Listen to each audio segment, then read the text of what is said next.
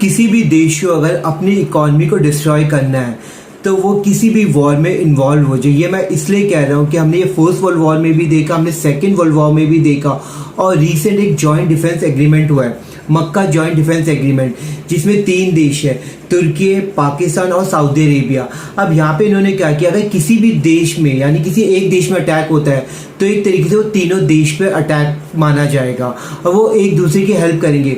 तो ये हमें याद दिलाता है फर्स्ट वर्ल्ड वॉर की। यहाँ पे एक ट्रिपल अलायंस हुआ था, किसके बीच में, जर्मनी के बीच में हुआ था, ऑस्ट्रेलिया, हंगरी और इटली। और अगर हम सेकेंड वर्ल्ड वॉर की बात करें तो अगेन जर्मनी के बीच में हुआ था, इटली के बीच में हुआ था, और यहाँ पे एक और देश की एंट्री होती है, जापान की।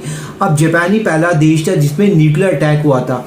तो इन सब अलायंसेस से यानी कि ये डिफेंस एग्रीमेंट अलायंसेस से हमें ये समझ में आता है कि जब भी ऐसे अलायंस होते हैं जहाँ पे एक कंडीशन रखी जाती है कि अगर एक देश पे अटैक होगा तो ये माना जाएगा तीनों देश पे अटैक होगा, तो वो देश की इकॉनमी डिस्ट्रॉय होती ही होती है। अब एग्जाम्पल के तौर पर समझिए, पाकिस्तान ऑलरेडी एक पुअर कंट्री है।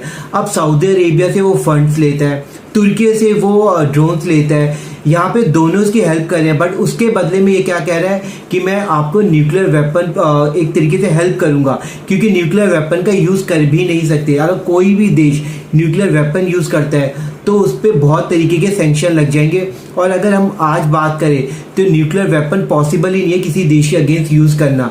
तो पाकिस्तान इन दोनों देशों से फाइनेंशियली हेल्प लेके इनको बस एक ये कह रहा है कि मैं आपको न्यूक्लियर वेपन की हेल्प दूंगा। अब यहाँ पे सऊदी अरेबिया से अगर हम इंडिया की बात करें कि किस तरीके के रिलेशन है, तो जो बिजनेस रिलेशन है, ट्रेड रिलेशन है, काफ़ी गहरे हैं। तुर्की के साथ तुर्की हमेशा इंडिया के खिलाफ रहा है, और इंडिया ने इसके लिए क्या किया कि उसके अगल बगल में जितने देश हैं वहाँ पे आर्म्स एंड एम्यूनिशन प्रोवाइड कर रखा है।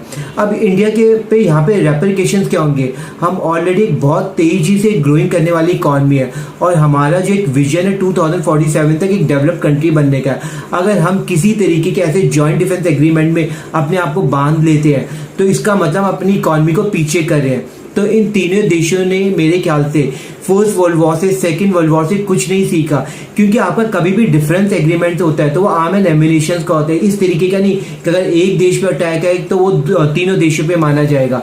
अब मान लीजिए कि इंडिया पाकिस्तान पे अटैक करता है, तो क्या सऊदी अरेबिया इंडिया से अपने रिलेशन खराब करेगा? क्या तुर्की ये रिस्क लेगा कि इंडिया उसके अगल बगल के देशों के आर्म एंड एम्यूनिशन से पूरी तरह भर दे? नहीं। तो जब भी ऐसे डिफेंस एग्रीमेंट होते हैं तो नुकसान ही होता है। इंडिया बिल्कुल एक गुड पाथ पे है और एक प्रोग्रेसिव पाथ पे है, जिससे हमारी इकॉनमी ग्रो कर रही है। तो हमें इस तरीके के डिफेंस एग्रीमेंट से बचना भी चाहिए, किसी तरीके का डिफेंस एग्रीमेंट करना भी नहीं चाहिए। और जहाँ तक ये मक्का जॉइंट डिफेंस एग्रीमेंट